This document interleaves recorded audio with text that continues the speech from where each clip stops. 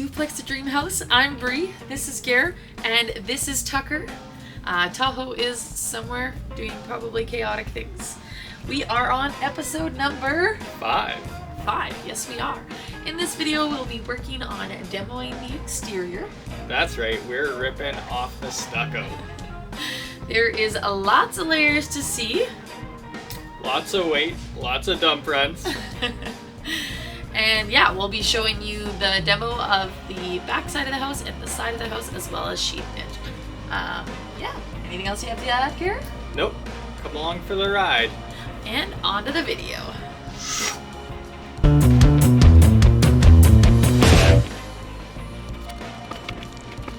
As you could see, I got a little excited and I did not record the first half of this demo, as per usual. The one downside of me working all the time while Garrett is doing the house is that I'm not there to harass him about turning the camera on.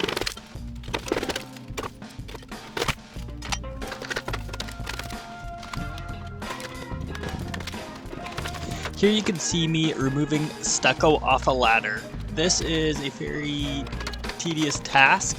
It is not very enjoyable, as stucco is pretty much just vertical cement with some wire mesh mixed in. So it's actually very difficult to remove, especially off a ladder. And it's also very heavy.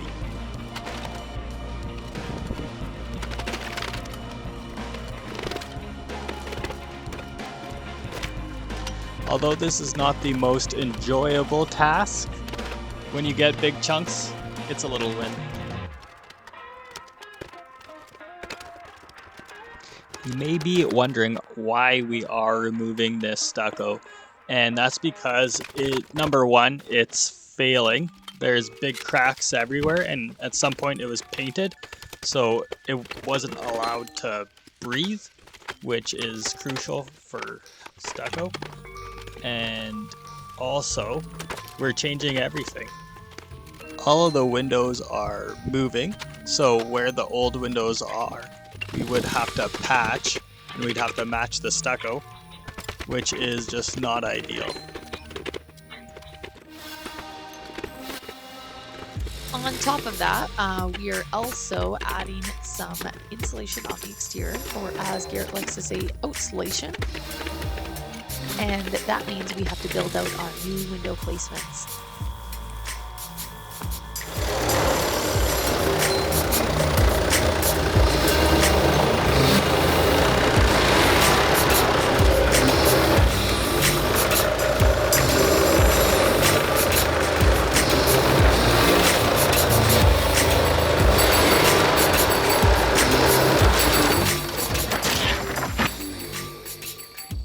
Be wondering, that's a large hole on the back side of our house.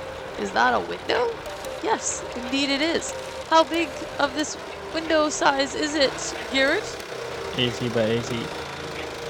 This is true. Our window in the back of our house is going to be 8 feet by 8 feet, so it's going to let in tons of light.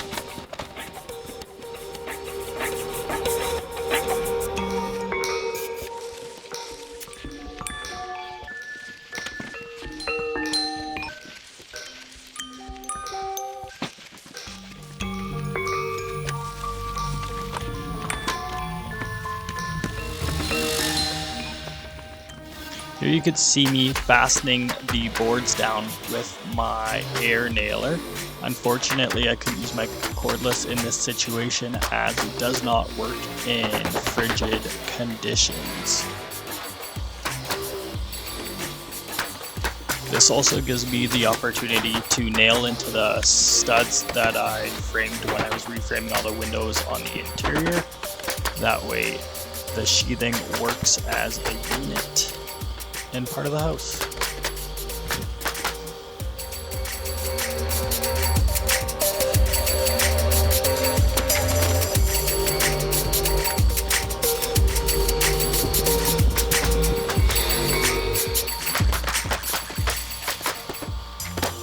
You may be noticing some of the rot on the edges and the bottom. Don't worry, I'm gonna take care of that.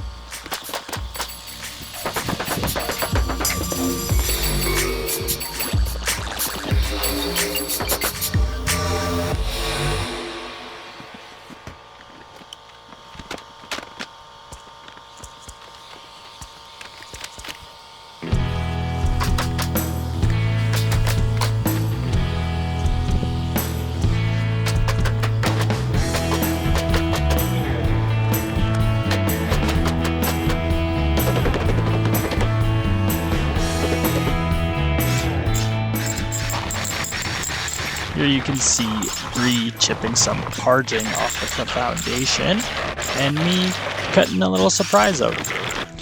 Any guesses on what it's going to be?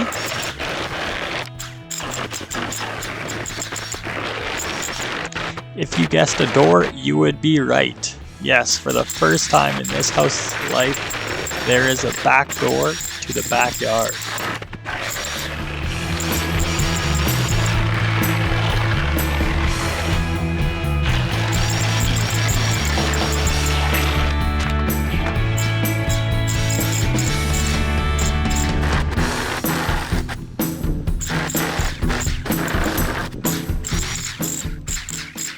It may be fun to cut out these big pieces, but you always have to break it down to fit it in the bin.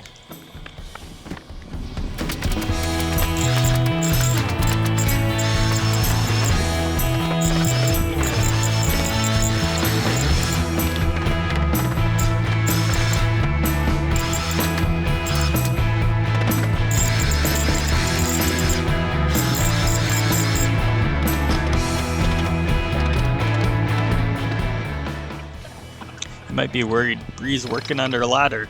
Don't worry, she's not superstitious, just a little stitious. Here is a good look at Bree removing the parging from the foundation. What it is essentially just stucco that goes directly on the concrete foundation. It's a appearance product just to make it look better, but what we're doing is adding exterior insulation, and one very important detail we have to pay attention to is where the foundation meets the house. That's a big air infiltration point, so we're gonna seal it up tight with our WRB and then some exterior insulation. In case you had the same question as me, WRB stands for Weather Resistant Barrier.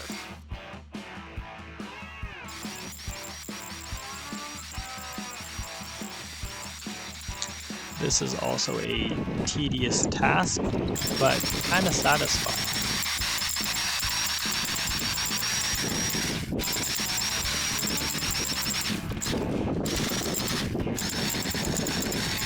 As I'm putting together these videos, I always feel a little bit left out just because I'm not there for the majority of the work, so I'm not on camera very often. So I always love to throw in these little clips of me doing the oddball jobs that happen in between the big stuff.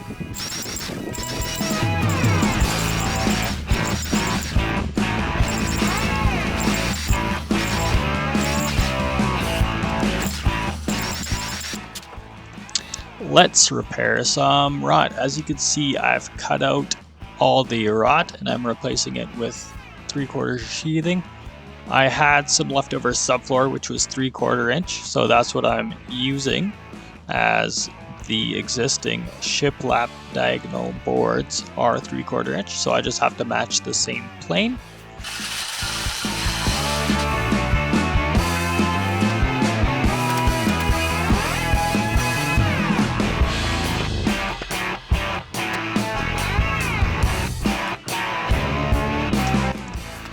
You can see I added some strips on the bottom there.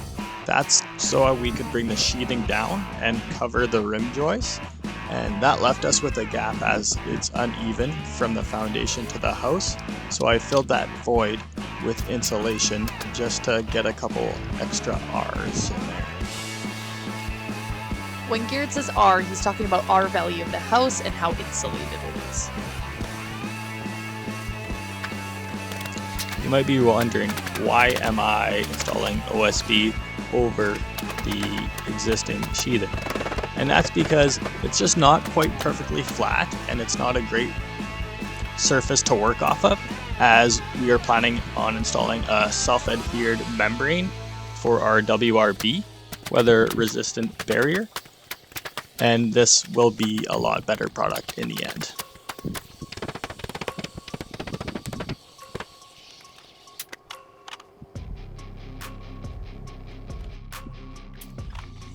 As you can see, Garrett is kind of reaching his limit with his ladder here. This was about as far as we were able to make it to the top until we were able to get some scaffolding in place. Our house is very tall and very narrow. It is about 24 feet tall to the top of the eaves trough. The easiest way to cut out new openings are using a router. Here you can see me routing it out. Rounding the corner and onto the sidewall. This side came off fairly easy where the addition was, but where the original house is, there's a couple extra layers which made it not so fun.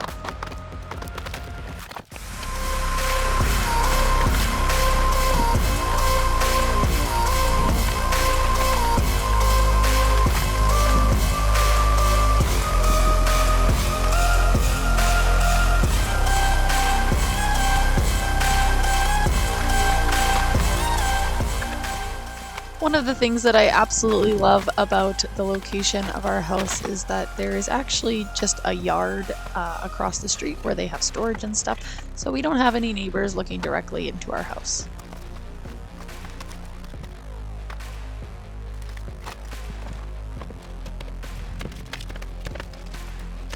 Here's a great look at all the layers. So the original 1940s house was wood Dutch lap siding, which you could see on the left. It's kind of that off-white color.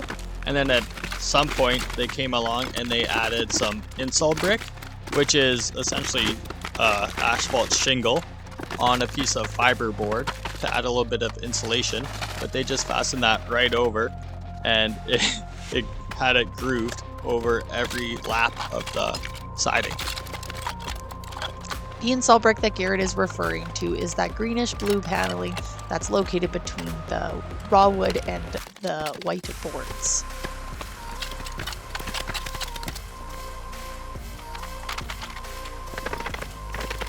You could see the stucco's just fallen off the wall here. This was definitely the easiest portion to demo. Under the stucco, you can see they have some tar paper. That's the black brownish paper just under the stucco there. And that's used as a waterproofing and also as the original WRB, weather resistant barrier.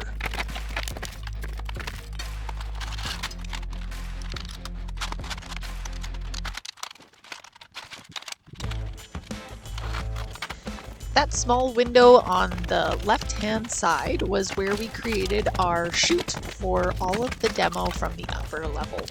Garrett had parked the dump trailer just outside of it, and we were able to shoot right down to it. If you have no idea what I'm talking about, you can go back to episode number 2 where we demoed the duplex.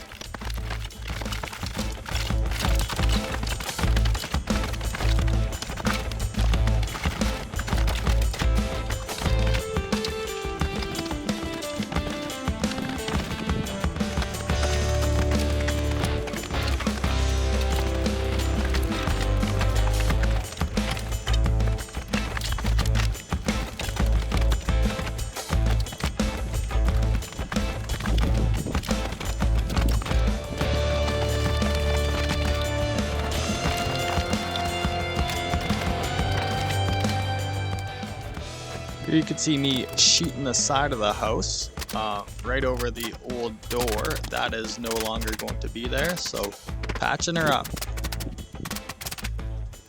You can see I'm just sheathing the wall flush. I'm not hanging over the foundation, and that's because the foundation's actually sticking out in this area a little bit.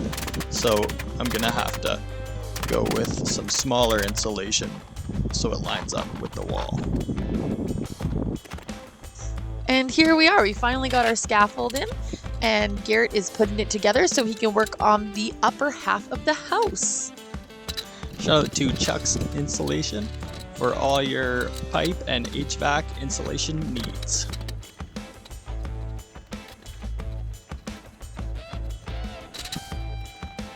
Setting up scaffolding is definitely easier having 2 people, but I managed to do it by myself, just one rung at a time.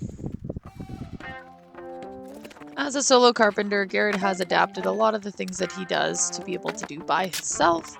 But there is some times where he does have to call in the big guns, aka me, to come and help him out. And now we are in business. We can work on that upper level of the demolition.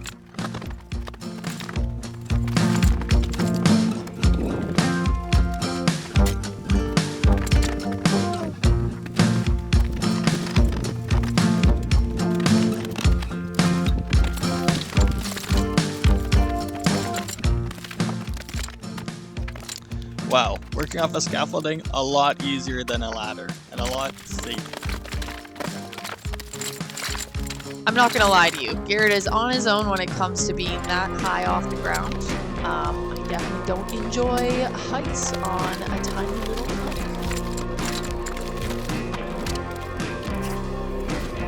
You might be wondering how I'm sheathing all this myself, and let's just say I'm a bit of a genius.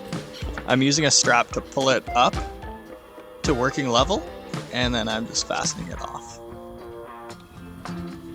This is definitely a very smart way of doing it, but it does take some extra time because he's working by himself, which we have to account for. Who needs to go to the gym and do a sled pull? Garrett's doing one at work. And just like that, he has the sheet up on the top level there and he's able to fasten it in. He had to do this about 25 million times, so as you can tell, it's pretty tiring.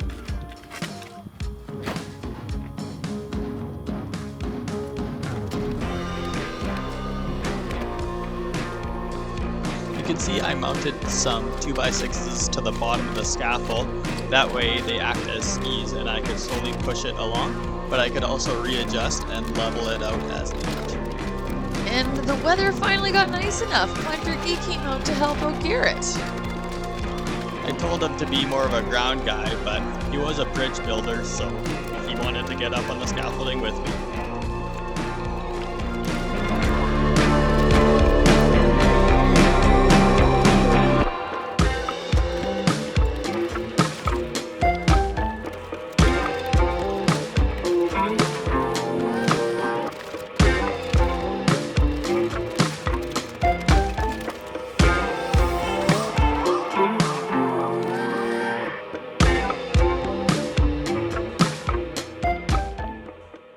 Well, thank you for watching this week's episode of Duplex to Dream House. Hope you enjoyed. We spent a lot of time both filming and editing this specific video. Yeah, it went from about 11 some hours down to about 20-ish minutes. So I just wanted for you guys to get the gist of it without having too long of a video that kind of drags on. We are hoping to have another video up next week instead of waiting the whole 2 weeks between videos. But that'll be a play-it-by-ear idea. But yeah, so if you enjoyed our content, please like, subscribe, comment, leave us any suggestions or any questions that you may have. And yeah, we'll catch you on the flippity flip.